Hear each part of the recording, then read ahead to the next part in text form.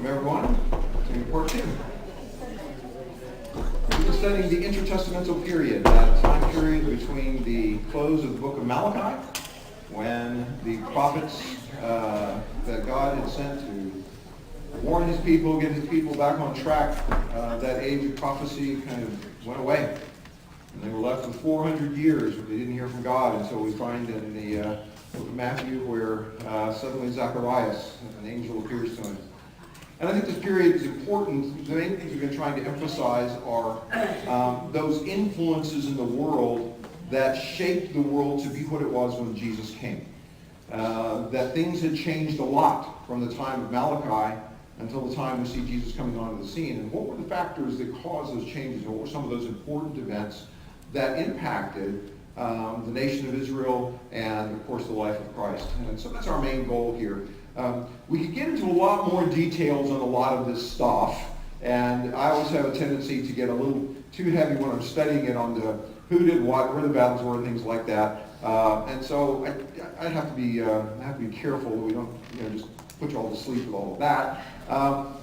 But I think there are some key people along the line that you'll hear of or that you'll know of, and they had some very big impacts on this time period.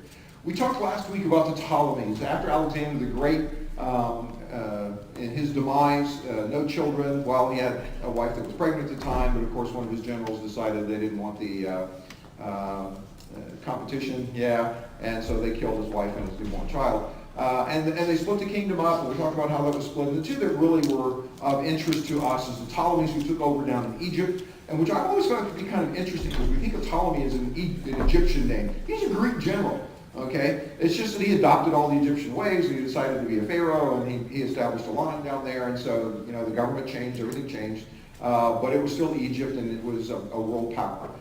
And then his fellow general that they had fought together, but now are fighting each other, was the Seleucids, is where that came from in the north, and that they were up in Syria and swept over to what we think of as where the Babylonian and Assyrian and Persian empires were primarily located. And right in between, of course, is Palestine.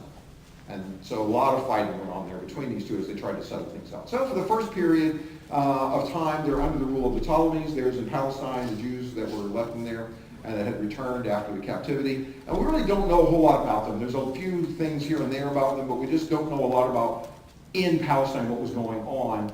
Archaeological evidence in Egypt shows that the Jews were a very strong presence there. They were all over Egypt. But huge concentration in Alexandria. Alexandria became a center of study for the Jews. It became a Mecca where lots of Jews came to because of the benign nature that the Ptolemies had in putting up with them. And it wouldn't surprise me when I got to thinking about it if, when Joseph was told that he had to flee, that Herod was after his child, where did they go? They went to Egypt. Where would it make sense for them to go in Egypt? A place where there's a very strong Jewish community, right? And as I was reading this, I was thinking, I wonder if they went to Alexandria. They probably had relatives there. If there's that many Jews there, it's kind of like being a Christian when you go around to different congregations, right? You always find somebody and so possibly, they would go there. But anyway, they went down to Egypt, which at that time still had a large colony, a large Jewish population there. So the Ptolemies were fine, and they ruled for a while. Around 198 BC, things changed. So now we need to talk about this group of people called the Seleucids. And just one more time on the picture side, we've got this area here that Ptolemies controlled up until this point, which included Palestine here. The big green swath is where the Seleucids kind of ruled. And at this point, they were deciding that Palestine was a key area. In fact, they actually wanted Egypt, is what they really wanted. But they would take Palestine first, and then they'd march down to Egypt. That was the idea. Egypt had a lot going for it. They were a very big agricultural economy with the Nile that flooded every year and the very fertile deltas that were there. They grew a lot more grain than was needed there in Egypt, and so they were a huge exporter of grain. And in fact, even during the New Testament times, you remember when Paul was on his way to Rome, it talked about one of the ports that they got on, they found passage on an Alexandrian ship. Well, that would have been a grain cargo ship from Alexandria that was en route to Rome, because that was one of the routes that was very prevalent then. All of the grain that was being shipped around the world, and especially as Rome was beginning to rise in power now. This is early in the days. They're still not a Caesar empire. They're a republic, but they're beginning to stretch their might a little bit in Rome during this time period. And so we got a bunch of kings, and I'll list them there, and I'll put these notes online so you can see them. There's only 3 people that I want to talk about for just a minute. Seleucid I, he called himself Nicator, I don't remember what that means, was a general under Alexander. He's the guy who really solidified his control of the Seleucid area, but he never quite got Palestine. And there were lots of battles back and forth, but the Ptolemies were able to maintain control. And then he had some sons and some grandkids and some others who went through, and a couple of his people assassinated here and there, lots of wars back and forth. That's a summary of the history. Up until you get to this guy named Antiochus III the Great. Okay? And it turns out he came to power when he was only 18 years old, but he'd been already serving as a regent for his dad, and he was a military genius. He was the one who kind of went down, defeated Ptolemy V to control Palestine. He actually wanted to invade Greece. And at that point, Rome was closer to Greece, and they kind of pushed him back out. So he also began this interaction with the Roman group as they're building. They're not really the Roman Empire yet, but as a nation is growing in influence and whatnot, he's beginning to interact with the Romans. And he had a son that really didn't do much, consolidated a few things, but the real guy that was the terror was Antiochus Epiphanes. Now, Antiochus the Great, when he conquered, and we'll talk a little bit more about this in a second, when he conquered the Jews, he was pretty severe, pretty harsh. He wanted to establish rule. His son kind of let things up a little bit. The Jews, a lot of them welcomed the Seleucids in as liberators. And it became that there was a huge factious split, even in the Jewish nation, as those who were pro-Egypt, pro-Syria, Seleucids, and those who were just pious, those who just wanted to throw them all away. So Antiochus III, about 198 BC, he defeated Ptolemy. He got control of Palestine, and from there, for the next bit, he's in control. Antiochus named these second names that are by them. They picked those names themselves, and so you get an idea of the character of Antiochus. He picked the name Epiphanes, okay? That means the brilliant one, okay?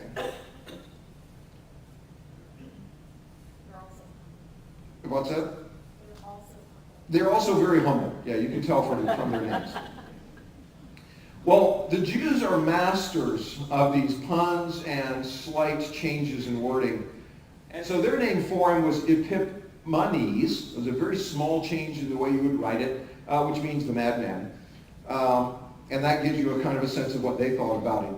And it turns out, he gets a lot of bad press in history, a lot of it deserved. But what he really wanted was he wanted a unified kingdom. One of the things that you find in history as these kings come and go and they're trying to impose control is they have to find a way to unify everybody. Some of them do it by decree where they just go, okay, everybody's got to be the same in this particular way. So for example, the Assyrians, they were unified in fear. They just figured out that if they could be brutal to everyone, chop off piles of heads to demonstrate how wonderfully brutal they were, that everybody would live in fear and they would rule. That only worked so far. The Babylonians decided to educate people, and that's how they were going to unify the kingdom. They brought Daniel and his friends and a bunch of some other places, and were going to train them up and send them back out as good Babylonians. And so they would use education as kind of the unifying factor. It worked a little bit, not great. That kingdom didn't last long. The Persians figured out that they really needed better communication. And so they had these king's decrees that would go out, and they needed to get them out fast, and so they did things like Pony Express and other things like that. All of this was designed, how do I get this thing integrated? Well, Antiochus had decided, you know what, we have a Greek heritage, and Hellenism is the way I'm going to unite my empire. I'm going to make everybody a good Greek. And if they don't want to be Greek, then we'll either force them or kill them. It's that simple. And it turns out that in Jerusalem, and there's a faction here that was split, There's this high priest, Onias II. He's kind of pro-Egyptian still, even though we won the war and you know, they're supposed to be bowing to us. So he goes and finds out that his brother is kind of pro-Syrian, right? And so he goes, all right, out with one, in with the other. How long do you think that went over with the Jewish people, that suddenly their high priest, who had been kind of the guy on the Supreme Court, you know, the sort of de facto civil as well as religious leader, is suddenly a position that's being appointed by a different authority? So he didn't realize the hornet's nest that he was tapping into. And then, when that wasn't going well, and people were rebelling against that, he decided, okay, enough of this. I'm going to put a decree out that everybody's got to be a good Hellenist person. I don't want any of this Jewish stuff around. We've got to destroy that. And he really needed them to be one. So that's his idea of what he wants. Now, this is a rather long reading. I'll put it on the screen and follow along, but I want you to get the sense of it as we go through it. This is from 1 Maccabees, the first chapter. It's the book of Maccabees, which we'll talk more about later, but it's a good historical reference for what's going on at this time period. And most historians think that this one, by and large, has things right, you know, in terms of the way things went. So the king, this is Antiochus Epiphanes, wrote to his whole kingdom that all should be one people, and each should abandon his customs. And all the peoples complied according to the word of the king. Now that's a little bit of an exaggeration. Obviously not everybody complied, but a lot of the Jews did. Okay? And many from Israel consented to his service, and they sacrificed to idols and defiled the Sabbath. And the king sent letters in the hands of messengers to Jerusalem and the cities of Judah, going after the customs of foreigners of the land, and to withhold burnt offerings and sacrifice and drink offerings from the sanctuary, and to profane Sabbaths and festivals, and to defile the sanctuary and holy things, to build altars and shrines and idols, and sacrifice pigs and common beasts, and to profanation, so as to forget the law and change all their customs. And whoever should not act according to the word of the king will die. Remember this morning's lessons we talked about what the king thinks of as authority? This king thought he had that authority, right? That whoever doesn't follow what I say, they're going to die. What jumps out at you is what he's asking people to do here. You're a Jew living in Palestine, and this decree comes forward. Sacrifice pigs. Sacrifice pigs. That was the first thing that jumped out at me. It's like, whoa, that's going to upset some people, right? What else? Foregoing circumcision. This was a sign of the covenant. And so what that would mean is that they're giving up the covenant relationship that it was established under Abraham. For me, what jumps out is really cutting off of their souls. Yeah, absolutely. He's telling them they want to get away from and forget the law. Which law is he talking about there? Law of Moses, right? Okay, so he's saying he wants them to forget that law. What law does he want them to remember? Only his law. This plays a lot into what I was talking about this morning, wasn't it? He's like, this king didn't want to be under God's authority. He wanted to be his own authority. And so he's rebelling against that. The way he wants to do it is by making everybody forget God's law. That's his way of trying to cut those back.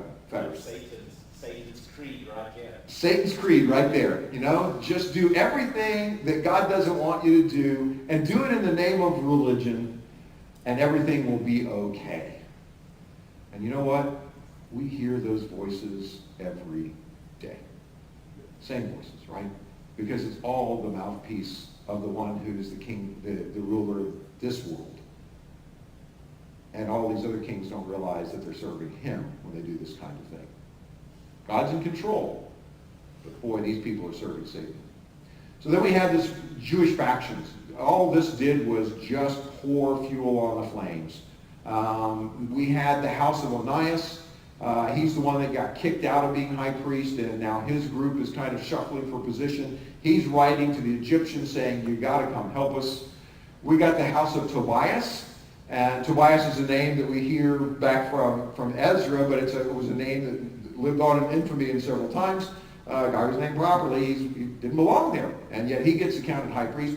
Well, of course, since he was appointed there, who's his real allegiance to? His allegiance is to Antiochus, right? He's not have any allegiance to God's word at this point, because if he were, he'd lose his job. He kind of likes being in charge. But then you had the group, the rest of them, and this is where the first group that was known as the Hasidim come in, the pious ones. The ones who didn't want to be under Egypt. They didn't want to be under the Seleucid control either. They simply wanted to reestablish the kingdom under God. Now, how well do those guys all get along?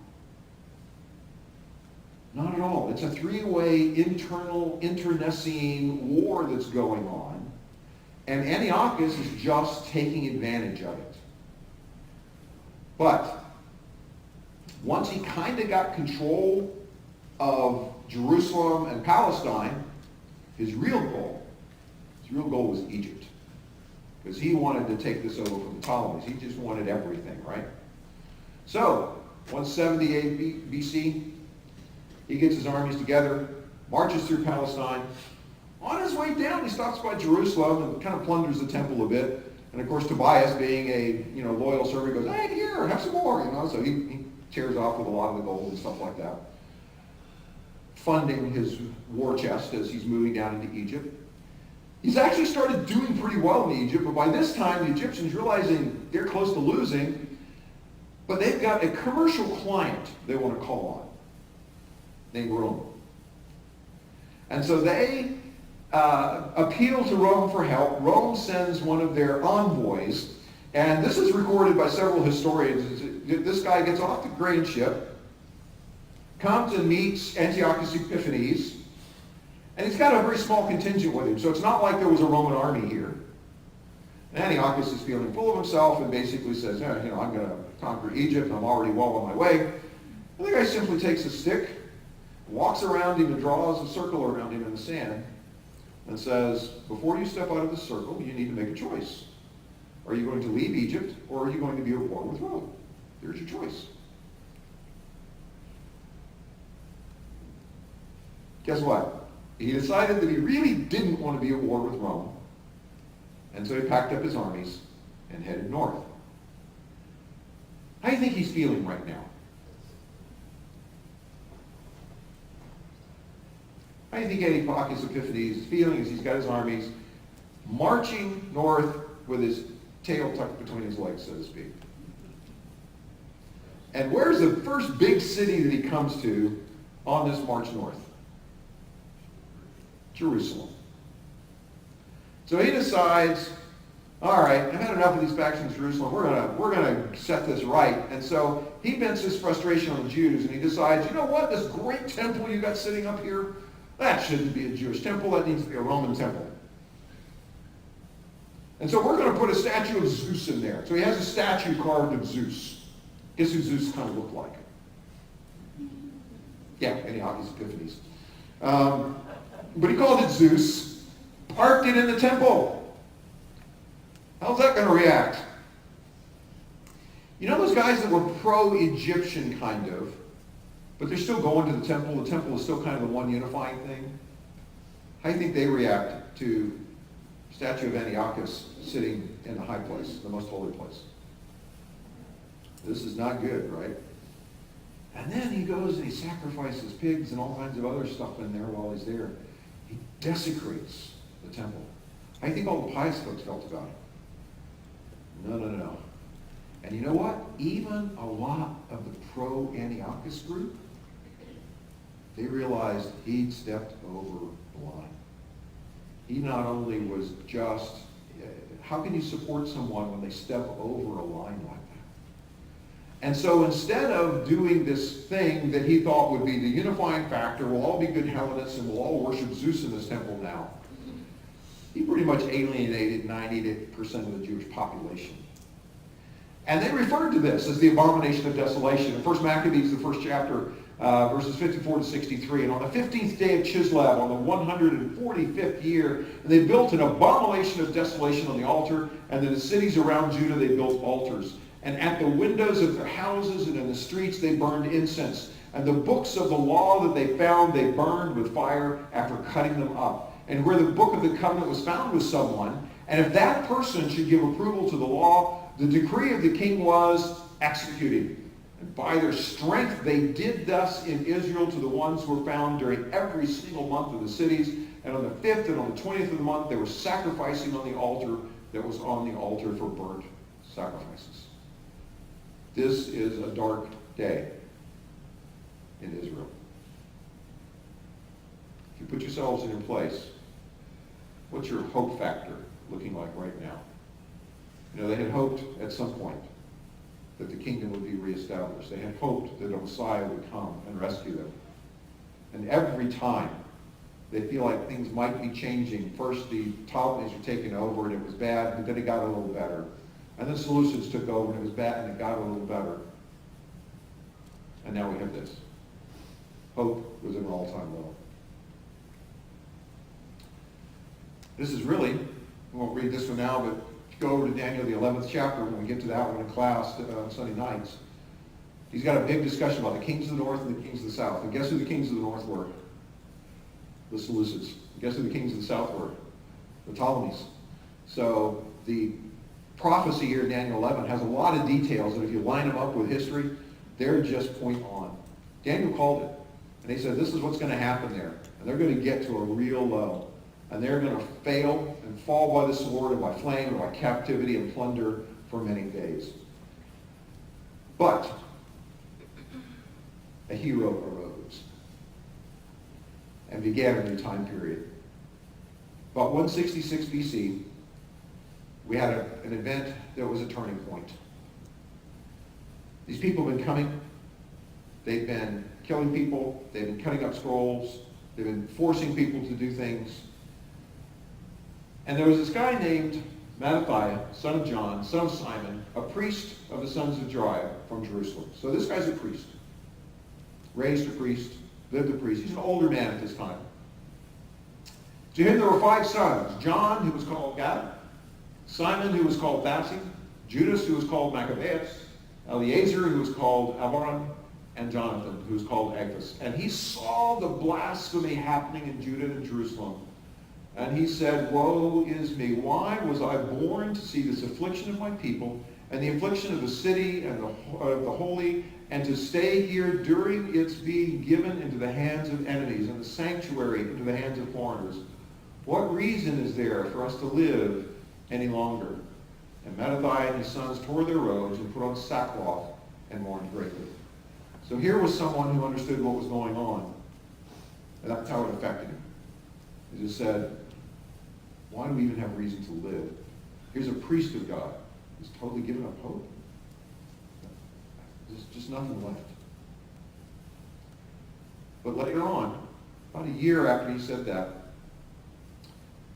he was part of a group that got called out where they were, a representative from Antiochus had come and required them to defy God, offer sacrifices, burn incense to to Antiochus, and proclaim Antiochus as Lord. And when this person came out, and there are people coming in, these Jews that are going to go ahead and do this, Mattathias is there, and he said, he answered and said with a great voice, if all the nations within the house of the king's rule have obeyed him, each departing from the worship of their fathers and choosing among his commands, yet I and my sons and my brothers will follow in the covenant of our ancestors. Who's that sound like? He's almost quoting Joshua, isn't he? As for me and my house, what? We'll serve the Lord. And so that's what Mattathias finally said he had to stand up for. He said, mercy upon us should we discard law and custom. We will not obey the law of the king to leave our worship to the right or the left. He said, I've had enough. We're done. He goes on to give some more details, but as he finished speaking these words, a Judean man approached in the sight of everyone to burn incense on the altar in Modin. Now this is an altar that had been set up in a place where it shouldn't be an altar. It was designed to burn incense to the Roman gods, effectively the Greek gods, same kind of pantheon. And Mattathias saw and grew zealous, and his insides trembled, and rage rose from judgment, and rushing over, he killed him upon the altar. Who's that sound like? Phineas, right? Yeah. So, in fact, he compares himself to that. The man from whom the king had forced him to sacrifice. So he also killed the king's representative. So he killed the guy that was going to sacrifice, and he killed the king's representative. And he killed at that moment and tore down the altar, and he was zealous for the law like Phinehas did to Zimri the son of Shalom. And Mattathias shouted in the city with a great voice, saying, everyone who is zealous for the law and supports the covenant, come out after me. And he and his sons fled into the mountains, and they abandoned everything they had in the city. This was the beginning of the Maccabean revolt. Now, Mattathias was the guy who started it all, but it's his son, the Maccabeus, Judas Maccabeus, who's going to take over and be the real hammer that makes this thing work. And so when we think about someone with that kind of courage, I don't know, for me, you talk about a hero rising from just nowhere. That's kind of what this was. Here's a guy who decided he had enough, and he just couldn't take it. And then when he makes that call and he says, we're going to leave the city. Anyone who's on the Lord's side, follow me. And a pile of people went with him. And this is where they hid out, the Judean desert. It's kind of a great place if you go to hide, because how well do armies function in a place like this if you don't know where the watering holes are? You don't know how to, supply yourself. This was their home territory, right? This is where they lived. They knew the land. That was the one big advantage they had over the occupying forces. So they headed to the Judean desert. And then the rest of the book has a lot of details about the battles and the wars and what was going on. But suffice it to say that Judas Maccabeus did a pretty good job. He had a smaller group than they did. With much smaller numbers, he defeated large armies. His father only lived for about another year, but he passed the leadership to his son. And it turns out that was kind of a middle son. All of his sons served. 3 of them were rebel leaders. As one would die, the next one would take over, kind of thing. 2 of them rose to the position of high priest. They threw out the one that had been appointed and got his sons in as high priest. Mattathias was on his deathbed. He got this piece in 1 Maccabees, if you want to go read that. Talks about, this is the plan for succession and how he wants his son Maccabeus to take it. But what he recognized and the traits that were needed was apparently this guy's a natural leader. He's really good at military strategy. He knows he's got to fight a guerrilla war. So his dad goes, the rest of the brothers, you support this guy because he really knows what he's doing.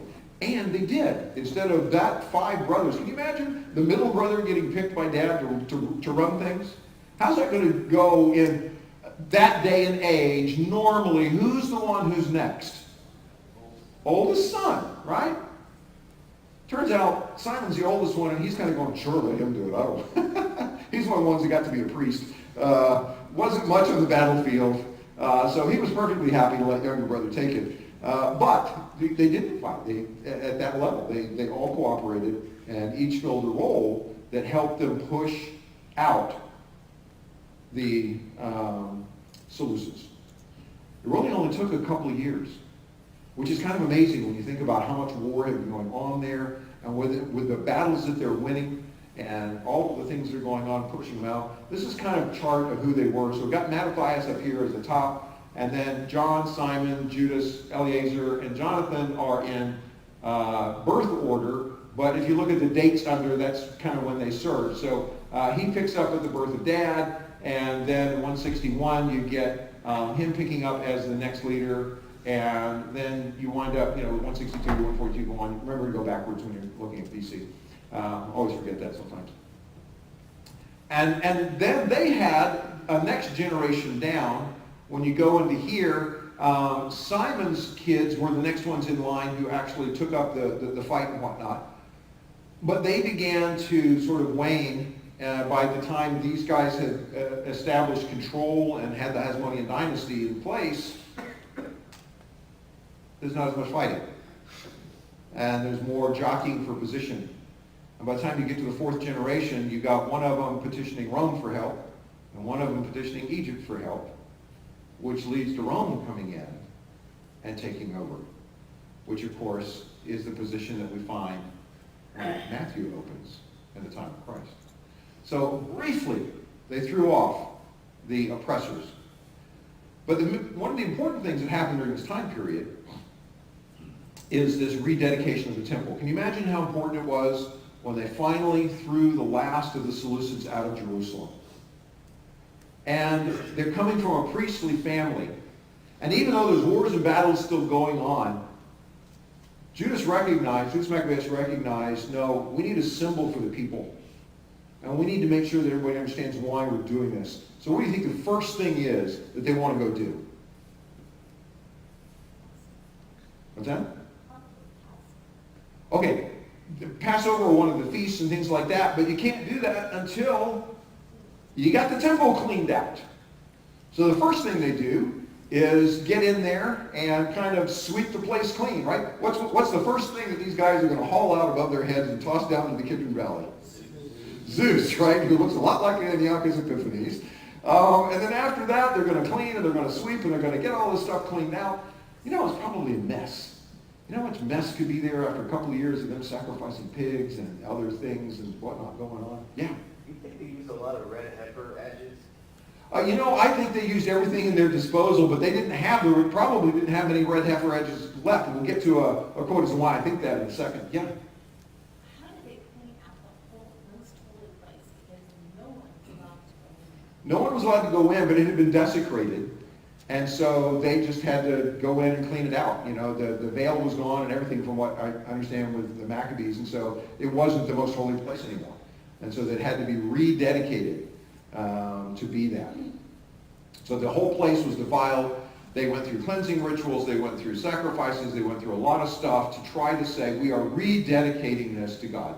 So they arose early in the morning on the 25th of the 9th month. This is the month of Chislev, the 148th year. And they offered up sacrifices according to the law on the altar of the burnt offerings, the new one that they had made. So the old altar, they just tossed it. It had been too defiled. At the season, on the day during which the nations defiled it, on that day they dedicated it with songs and lutes and lyres and cymbals. Does this sound like a party?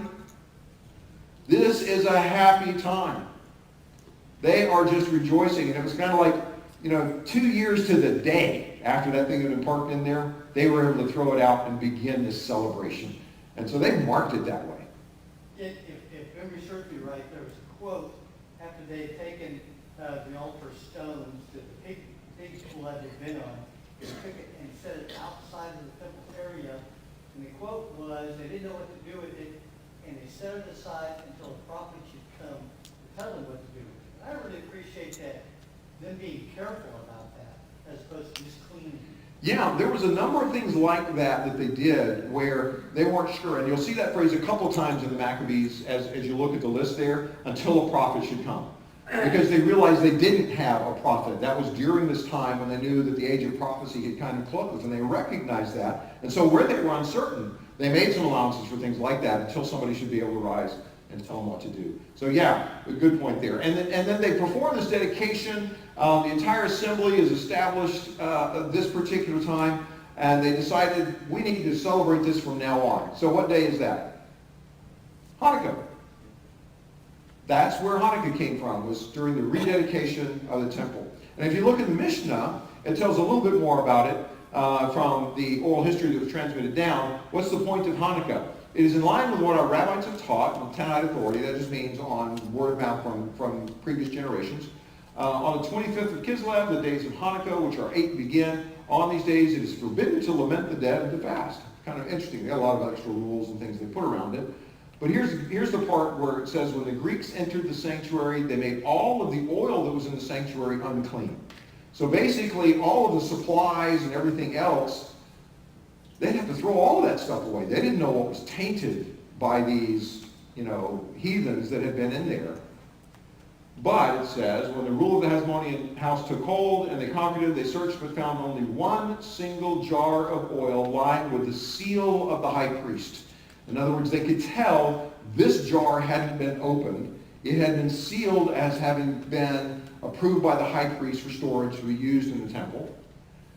And there was a miracle done with it. They lit the lamp with it for 8 days. And the next year, they assigned these days and made them the festival days for the recitation of Hallel psalms and for Thanksgiving. So the whole idea is the rededication of the temple, the fact that this oil, which they only had enough for 1 day, lasted 8 days. Now, people were divided as to whether or not this really happened or whether a miracle happened. I will simply say we have that recorded. We don't have it in what I would call a canonical book, which is something we know was inspired. But on the other hand, had the age of miracles closed? It hadn't.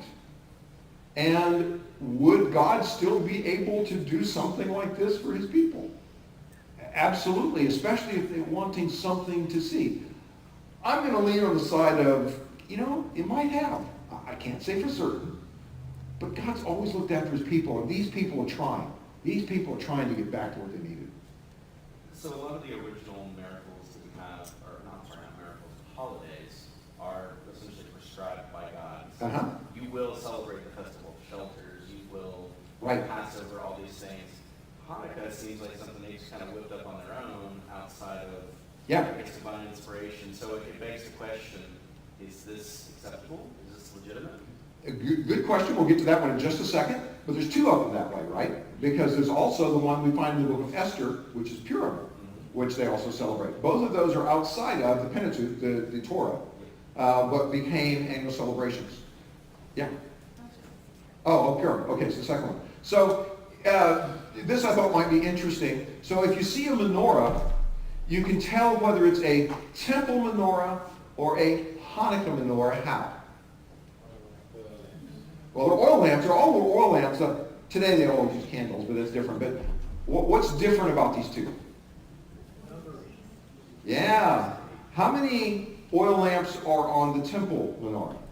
7. How many are on the Hanukkah menorah? There's none. And you go, wait a minute, they're only supposed to be 8 days. Well, the center one is the helper candle. I forget what the Hebrew is for it. But you light that one first, and then on each day, you use that one to light each of the others in succession for 8 days. And so you see this 7 versus 9, and I like the ones with the lamps on them because that's what it would have been during those days. They probably didn't use candles. They used oil lamps. But the Hasmonean dynasties, we're looking at it. We wind up with descendants. Wait a second. I think I skipped something here to answer your question. I left it off of there. Excuse me for a second. Let me just pop forward. Yeah, okay. Left it off. Should have put it on there. We find in the book of John that Jesus went up to a festival. It talks about being in the winter time. And it was, in fact, Hanukkah that Jesus went and attended. And John records that. And I think it's around John 4. But I'll look it up for next week. So, Chapter 10, verse 22. there we go. Thank you. Chapter 10, verse 22. So we have Jesus going up and teaching and preaching there during the Hanukkah festival. Now, they didn't treat either Hanukkah or Purim like the others. The others were 3 required feasts. These were simply feasts where whoever could come, and it was a good time. And they realized they weren't part of the Torah, but they were national celebrations of events. And there's an interesting thing about that kind of celebration. That one's been going on now for a couple of thousand years. When you have traditions, even if you don't have written history, a lot of times the celebrations tell the story of that tradition, and that's what they're all about. They're to make sure that that information gets carried forward to generations. Sometimes it gets worked a little along the way, but at its root, there's generally some piece of truth or something that tells you that this event happened if they're celebrating an event. So for example, if we look for proof that Moses left Egypt, one of the things that you can look at and say is, how long have the Israelites been celebrating Passover? We're looking at close to 3,500 years now, right? Probably somewhere in the back there's some event that happened, I mean, even from a secular standpoint, that caused them to be able to do that for 3,500 years, right? How long have people been partaking of the Lord's Supper on Sunday morning? Getting close to a couple of thousand years now. So if you're looking for proof that Jesus died and rose from the dead, one of the things from a secular standpoint you don't have to look any further from is that from a continuous line for 2,000 years, people have been celebrating that very event. Well, this is another one of those, that people have been celebrating that. So this thing, yeah. We had some events that happened there. We've got some recorded history where God's people are trying to put things back together. However, as with all things, it doesn't last. The descendants of Mattathias, they served until about Herod the Great. In the 37 AD, you find them kind of going away completely. But the reality is, it was much earlier than that. There was a conflict between the brothers Aristobulus II and Hyrcanus III. They're the fourth generation down from Mattathias, his great-grandkids, over the succession of the Hasmonean throne. And one of them appealed to Rome for help, and the Romans came in and said, guess what? We will be happy to help you. And here's some troops. And of course, then Palestine fell under the rule of Rome. And they weren't so happy for the help. Roman General Pompey was sent to sort it all out. By 63 BC, Judea is under Roman control. Pompey was a good general. He knew how to get control, and how to station troops, and how to get things organized. He was one of the ones who helped establish the Roman Empire. Yeah. I actually read an account recently where when Pompey came in and took Jerusalem, he was really, really interested, so he went into the Holy of Holies. He tried to go into the holy place and the Holy of Holies, didn't get a good reception, but he did learn just enough about the Jews that he did the same thing that Antiochus did, and that is he attacked on the Sabbath day and basically walked into the city and took over.